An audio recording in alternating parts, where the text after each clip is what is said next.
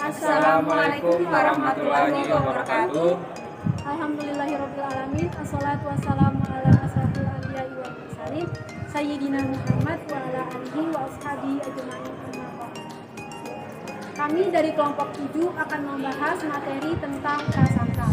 Sebelum kami membahas materi prasangka, izinkan kami memperkenalkan diri terlebih dahulu. Di sini saya Nurmaya Aulia sebagai pemateri pertama. Saya Piali Dermawan sebagai pemateri kedua. Saya Ayu Lestari sebagai pemateri ketiga. Nah, baiklah, langsung saja kita mendengarkan penjelasan seperti apa sih prasangka sosial itu. Bismillahirrahmanirrahim. Assalamualaikum warahmatullahi wabarakatuh. Perkenalkan, nama saya Nurmaya Aulia.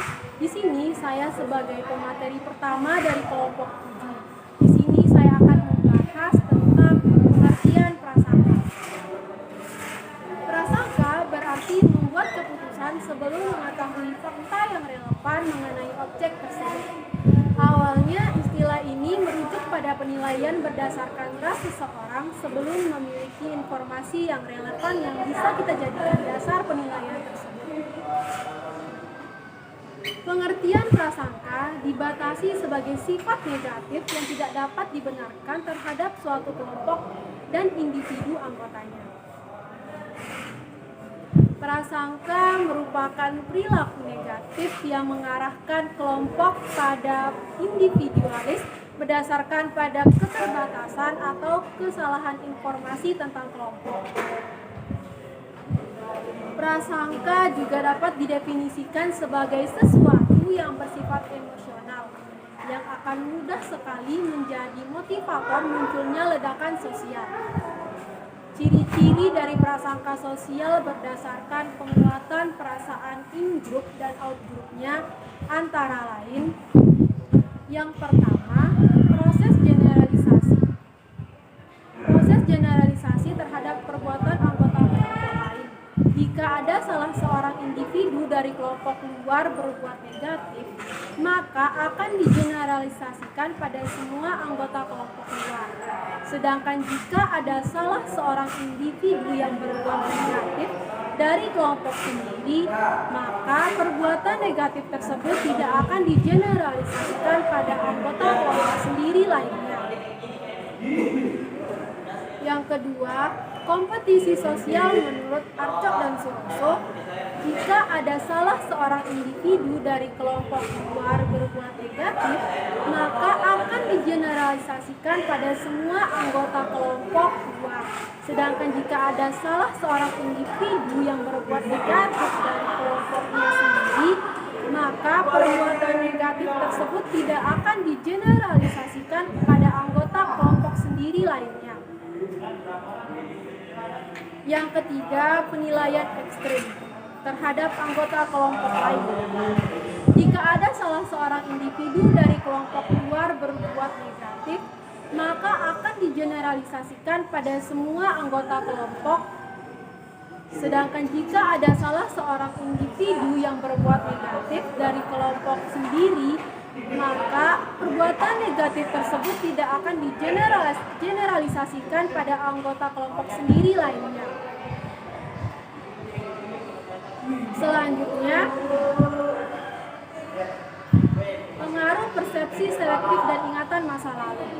Pengaruh persepsi selektif dan ingatan masa lalu biasanya dikaitkan dengan stereotip. Stereotip adalah keyakinan atau belief yang menghubungkan sekelompok individu dengan ciri-ciri sifat tertentu atau anggapan tentang ciri-ciri yang dimiliki oleh anggota kelompok luar. Jadi, stereotip adalah prakonsepsi ide mengenai kelompok. Suatu image yang ada pada umumnya sangat sederhana, kaku, dan klise serta tidak akurat yang biasanya timbul karena proses generalisasi. Sehingga apabila ada seorang individu yang memiliki stereotip yang relevan dengan individu yang mempersepsikannya, maka akan langsung dipersepsikan secara negatif.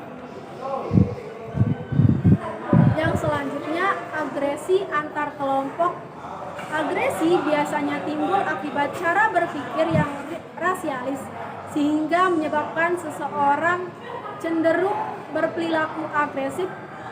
Yang terakhir, dogmatisme.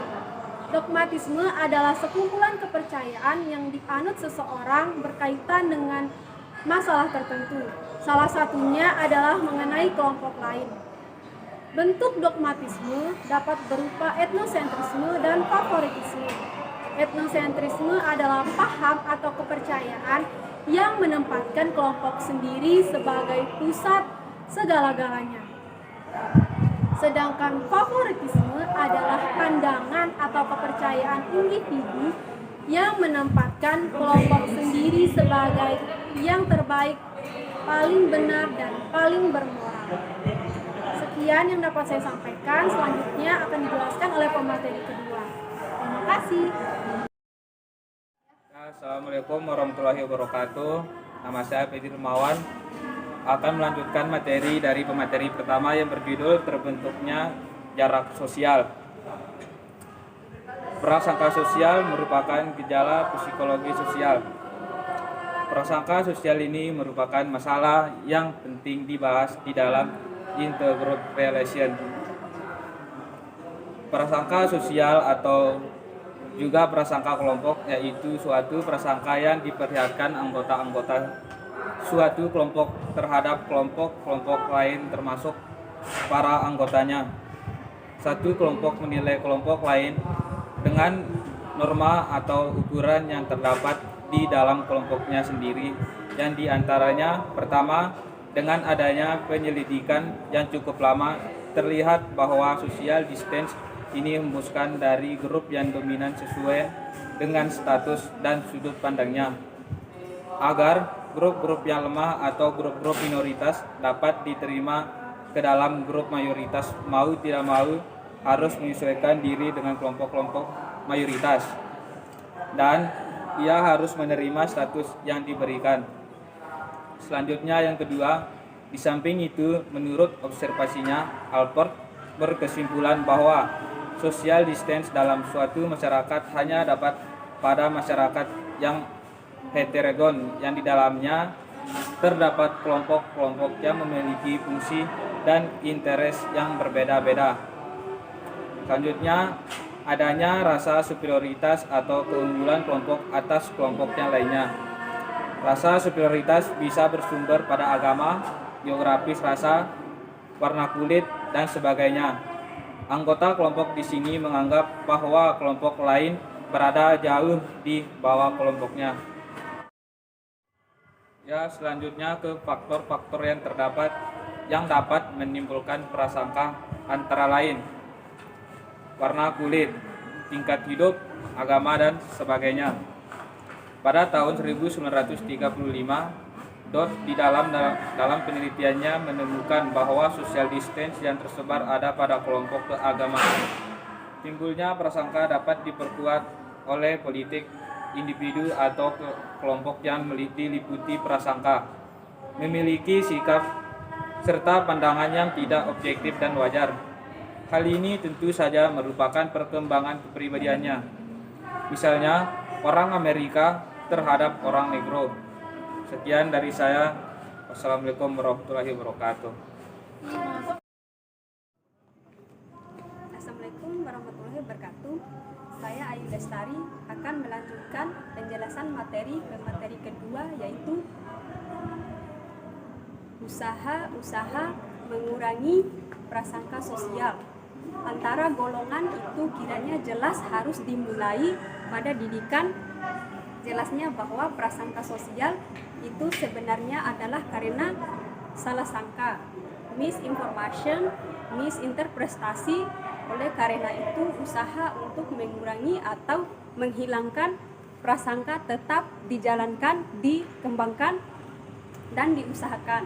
Perbaikannya, usaha mengurangi prasangka ini dibedakan atas dua usaha, yaitu yang pertama, usaha preventif.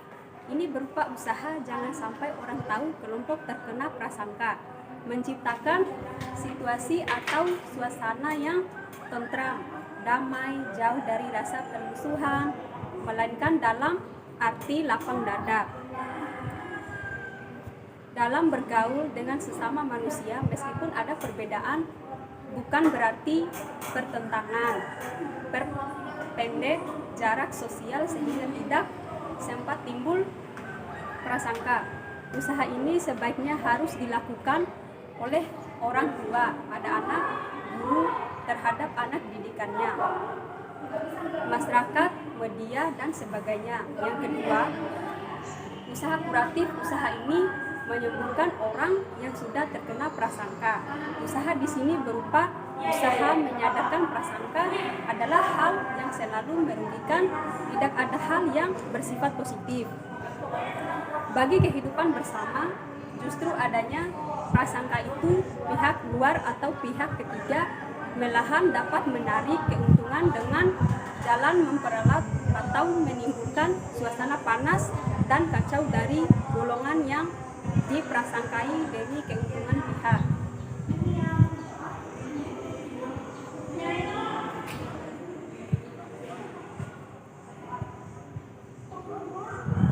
Sudah.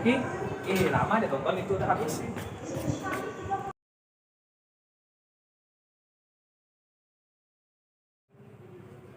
Dan saya akan membahas prasangka dan diskriminasi.